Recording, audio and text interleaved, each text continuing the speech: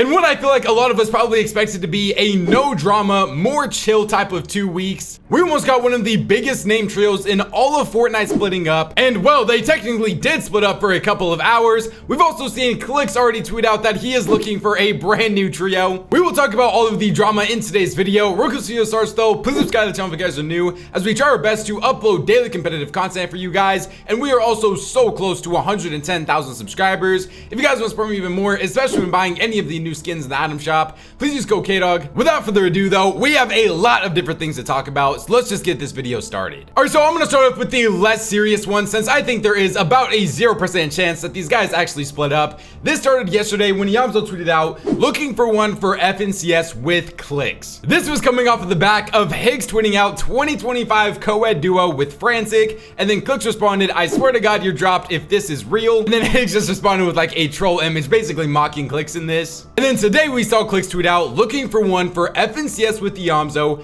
This is not troll, I am fully over this. And he posted a picture of Higgs with Frantic. And then Higgs ends up responding. He said, it's actually so sad that you were mad when you literally have a girlfriend, miss half these scrim sessions, never VOD review, and you always are out on dates. Now, this was obviously pretty obvious to me, but clearly it wasn't to like a lot of the people that are a part of their fan bases and just watch in general. This is very clearly a troll. Clicks and all of the XSET team are currently out somewhere doing some shoots for XSET. So I would assume that they're all kind of just like bored, like trolling, playing around with each other. And since we are literally in a 2-week break of no tournaments, there's not much else for them to do. I remember originally when I was getting a lot of DMs about this last night with the Yamzo situation, I also had to bring up the fact that it's literally, I don't even think possible for these trios to split up that already has a LAN spot secured, because the dates to actually sign disband forms is already passed now. If you guys remember when we had like the whole Peterbot Code and Ritual drama where they were trying to split up, Fortnite ended up changing their rules and saying that if you do not disband with your trio before this date, you guys will not make any prize money from tournaments. And I think that there was literally zero way that Clicks or Yamzo would drop Higgs. Well, one, because they're pretty much the favorites to win this FNCS and are probably going to win this FNCS. And then two, I don't think Clicks would willingly make Yamzo and Higgs not earn any money from this season. We haven't seen like a looking for trio troll for a while on Twitter, but one that was not a troll and was legit 100% serious was yesterday. Rezon tweeted out, looking for one with MrSavage. Need some insane fighter and fragger. If you want to drop your trio, feel free to do it right now. DM one of us. And then he followed up with that saying, Chap is playing with Yanis and Kidduo.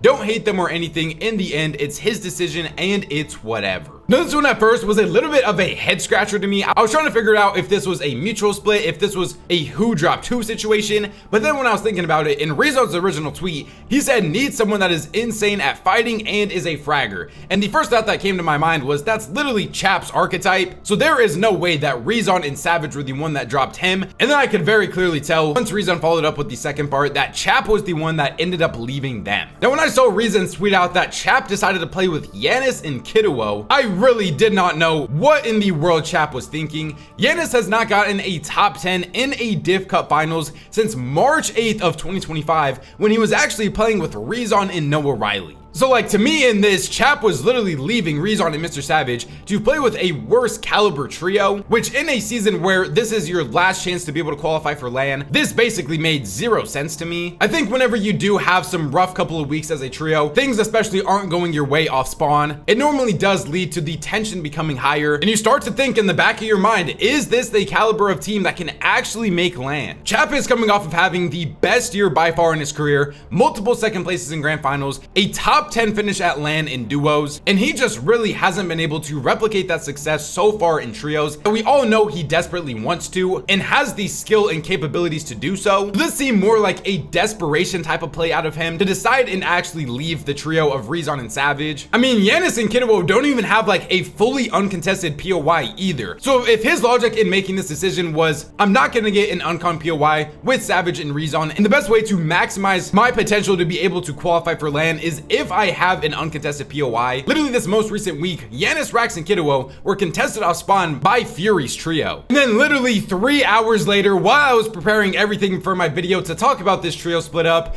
Rezon ended up tweeting out, got my son back, resistance base and everything still. It wasn't bait, by the way. Chap just did a Rust decision, and then he told us he regretted it. Now, this is probably one of the fastest trio split ups and getting back togethers we have ever seen. It didn't even last a full day, but that is pretty much what I I was mainly saying in this. I think it was just more of an impulse decision by Chap, and I do 100% believe he has a better chance to qualify for LAN with Rezon and Savage, especially because they are already a team that has chemistry built up together. We also have to remember, after this 2-week break, we are going straight into FNCS, so you are not going to have any div cups to try to like practice with any new teams, try to figure out which trio is actually going to be the best for you if you decide to split with your team. So anybody that ends up snaking for somebody else, the only practice you're going to get before FNCS is legitimately scrims. I think another huge reason why this trio was potentially going to split is because they just really weren't grinding or practicing at all together. It seemed like the only time they would ever even really play was during the days of the eval or div cups. This team played little to no scrims, and it was very hard for them to start seeing improvement as a trio when they weren't even practicing together. But then, in some good news though, today MrSavage, Chap, and Rezon were playing scrims for over 4 hours together, and they look like they want to be on a strict scrim schedule over this 2-week break. I think this is going to be a good time for them to really catch up on their practice, since a lot of the trios are going to be using this 2-week break as what it is, a break. And so Chap, MrSavage, and Rezon using this time to fully grind and potentially even get ahead of the other teams that aren't grinding is going to be a huge opportunity for them. Now, granted, these scrim sessions are not going to be as stacked because obviously, like I just said, a lot of the big name pros are on vacation and a lot of people aren't playing with their official trios, but I do still think it is very good for them to be able to just play together, get practice together, get things like their comms more in sync, learn each other's playstyles even better, and practice out of the resistance space too. I think if this team is going to be on a strict grinding schedule over this 2-week break, this is going to be very beneficial for them. I saw people responding to Rezon's tweet saying things like he got dropped because his best option was Yanis, let another good trio split, or let him get better options and he will split again. And this was kind of a topic of discussion, that if Chap gets some potential better options to leave Savage and Rezon for, is he just going to do that again? And should MrSavage and Rezon even had wanted to take Chap back in the first place? I feel like once again, since this is the last season for teams to be able to qualify for LAN, you don't really have as much room to be petty when it comes to trio options. They have to treat this like a business at the end of the day, and it's not like Chap and Savage's vibes are bad or anything either. They seem to have always loved playing together even when things were going wrong. I know that there is a lot of pros out there that if they get dropped by a teammate, they are never going to be playing with them again, especially not literally 3 hours later. But we have to keep in mind, MrSavage literally has just came out of retirement a couple of seasons ago with the main goal of being able to qualify for globals, and I think him and Rezon definitely realized that Chap is probably the best potential third option they're going to be able to get in their journey to trying to make globals. When people were throwing around the teammate potential options for who Savage and Rezon could have played with, originally after Chap dropped them, the main name was Mongrel, and I think Mongrel would have been cool for some fun and for some content, but I think a lot of us would probably also agree that trio wouldn't have as good of a chance to be able to qualify for globals as what they do with Chap. I think this is also going to be a very good prove it season for MrSavage. We've seen things like Vino saying he is not a top 10 IGL on EU and can even name 10 IGLs better than him, which I think honestly is a very fair and debatable topic. It's going to be a very uphill battle for this trio going forwards now, but I really hope that they are able to qualify for globals. Let's talk about some of the new drop spot situations and brand new trios that we have as well. I think the big one that we have to start off with, which I feel like a lot of you guys should know by now, but Queasy has left an uncontested Utopia City to now contest Malibuca off spawn, and Queasy has already been trying to grind recently too. I still don't have any clue when Swizzy is actually going to be returning. If you guys don't know, he is currently out in Russia, I'm pretty sure, trying to get his visa so he's able to play in globals. I'm very curious how good Swizzy is actually going to be looking when he is coming back. Swizzy has yet to play a single tournament this season and has not competed in a tournament since March 29th, so it has been over a month now since the last time Swizzy has played a tournament, and now he's about to be coming back to contest a POI that he probably hasn't even landed at yet. Malibuca has yet to say anything about this on his social medias. Both of these teams though already do have land spots secured. It does kind of suck though, because if neither of these teams end up leaving, then two of our potential FNCS favorites are just completely wiped out for this season. Very similar to how it is currently on NA with like the Peterbot versus Poyo off spawn situation as well. Now the main people that have tried to claim Utopia City at this point is Pixstar and Demas were the first one, and then Badil's trio of Volko and Cringe were the second one. It's kind of unfortunate for Vidil because he's leaving Crime City where he was contesting a LAN team of Tayson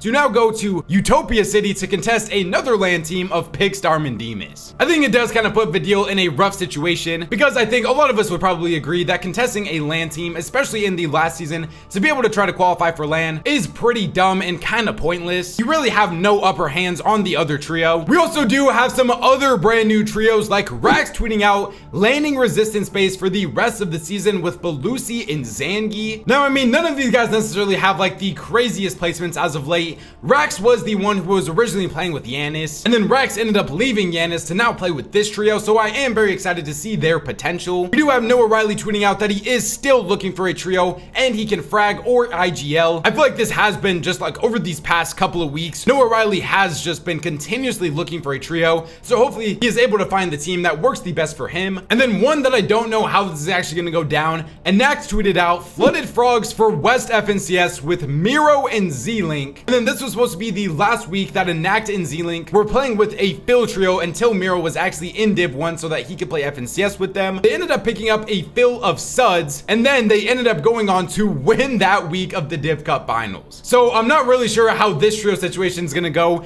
if Enact and Z-Link are going to drop a teammate they just won a Cash Cup with to now play with Miro, who has not competed in a tournament and I'm pretty sure over like 6 months at this point. But there is some very interesting developing storylines on every single region right now. And then we also have like Fido and Cringe still looking for a trio, and they said that they are trying to qualify for globals as well. Other than that though, a lot of different news and just random storylines that have been happening over these past couple of days. Wanted to make a quick update video, pretty much just going over everything we have learned. Remember to subscribe to the channel if you guys are new, as we try our best to upload daily competitive content for you guys. If you guys want to support me even more, the best way to do so is by using code KDOG in the Fortnite item shop. YouTube says I'm enjoying one of these two videos up on the screen right now, so go check them out if you guys haven't already. Follow me on my Twitter and my Twitch, link in the description down below if you guys want to keep up to date with everything to do with Fortnite competitive. Thank God for another day, and I'll catch you guys next time. Peace out.